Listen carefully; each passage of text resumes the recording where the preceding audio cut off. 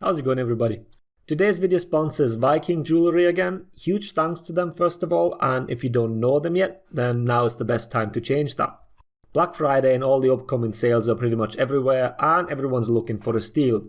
Well, look no further, but I can do you one better. If you're looking for Christmas gifts or in general for presents for someone, then I have this code for you. Only today, meaning this Thursday, you get 30% off on the whole shop with the code FREESPF. You know that everyone's waiting for the prices to drop on Friday, so here's your chance to get your items before they're out of stock. Or you can take the gamble and wait till tomorrow. Maybe that juicy 70% off is on the item you want. Up to you guys.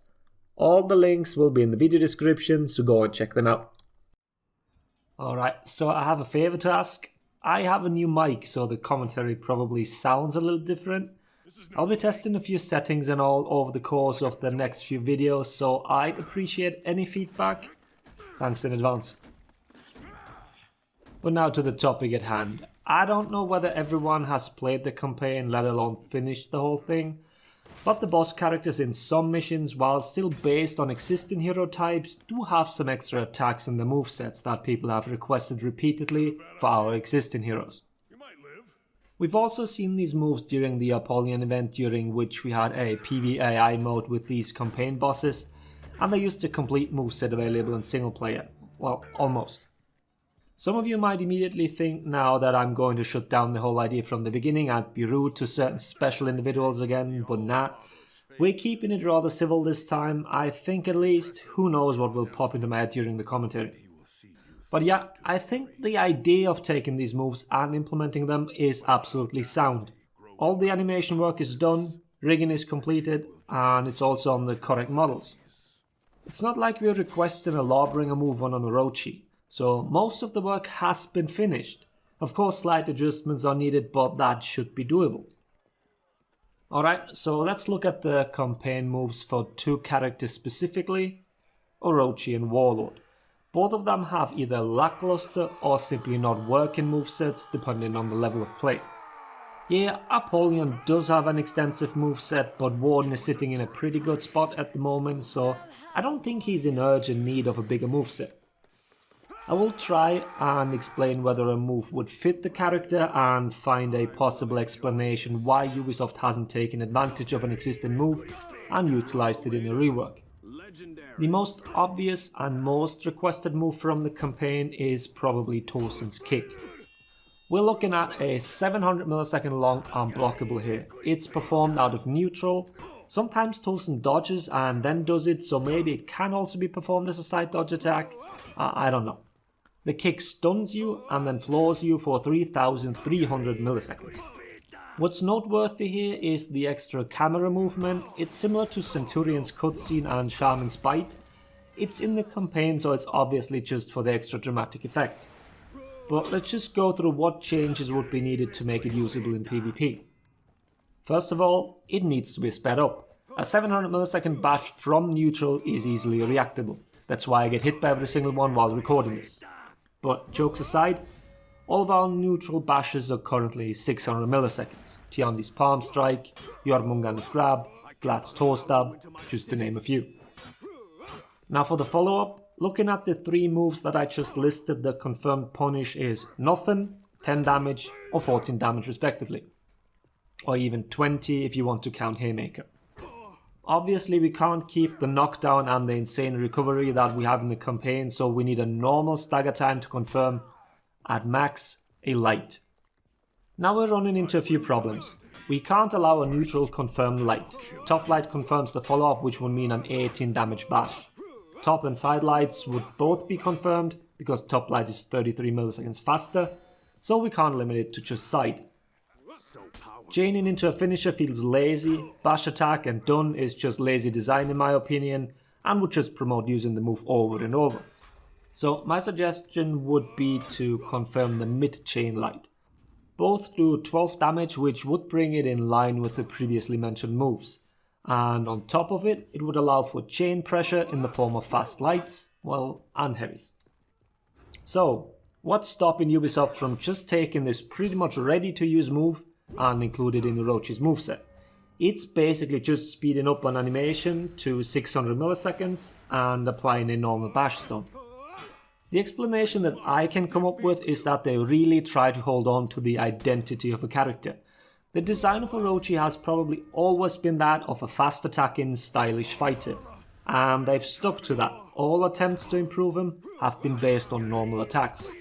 The Storm Rush change, the combo lights, the very recent change to the running attack. They've never experimented with anything else. The only unblockable moves he has come from a deflect. Some of you might say that that approach is doomed to fail, but look at Peacekeeper, she's pretty much the same. People have requested a crotch kick since basically forever, but Yubi didn't budge. And PK is somewhat viable now, she has her place, she's definitely usable, unlike Orochi at the moment. Whatever niche Ubisoft thinks the character is supposed to fill, they still need to introduce it. I don't think it's hopeless, but if they're adamant about not giving the character an unblockable, then they need to come up with something new. Just speeding up attacks won't cut it, never mind trying to sell such a change to the console player base. Other than that, I don't think we need to go over his parry stance or the infinite heavy chain, neither is of any real use if you ask me.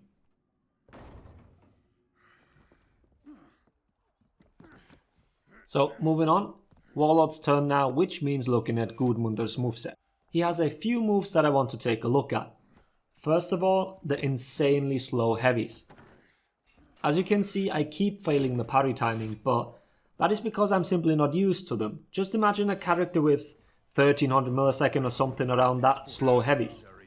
Yeah, they might give you trouble for a day or two, but after a while they will not result in any real pressure or even danger. What this slow heavy does in the campaign is confirm the shield uppercut, and then another slow ass top heavy comes out, which is blockable. Obviously the interesting part here is the bash. It is actually a 400 millisecond move which staggers you for 1200 milliseconds. Most mid-chain bashes we currently have are 500 milliseconds. That includes Black Prior and George, for example. Most players already have a hard time dodging it on the reaction, which would mean a 400 millisecond uppercut on Warlord would almost be guaranteed, or rather completely read based. But that would fix one complaint that has been brought up repeatedly when talking about Warlord's spot in the meta. He has no mid-chain pressure, it's either a light or a heavy feint into headbutt.